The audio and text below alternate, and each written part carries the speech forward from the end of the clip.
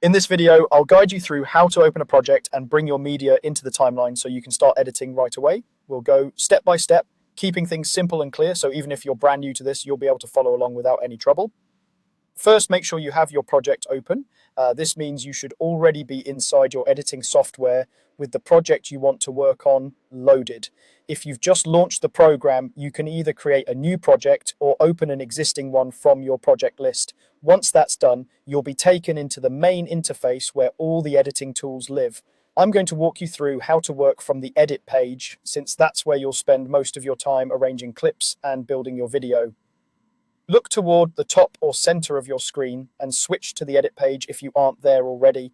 You'll know you're in the right place when you see a timeline area at the bottom, a preview window, and panels for your media and tools. Now focus your attention on the top left corner of the edit page. This is where you'll find the media pool. The media pool is essentially your project's library. Every video, photo, audio file, or graphic you want to use in your edit will live here before it goes onto the timeline. If you don't see it, there's usually a button or tab that says Media Pool you can click to show or hide it. Once the media pool is visible, move your mouse inside that area.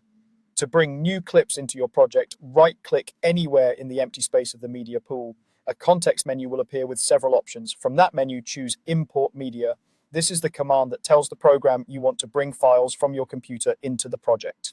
When you click Import Media, a file browser window will pop up. Use this window to navigate through your folders and find the video or photo you want to use. Take a moment to make sure you're selecting the correct file and location, especially if you have multiple versions or similar file names.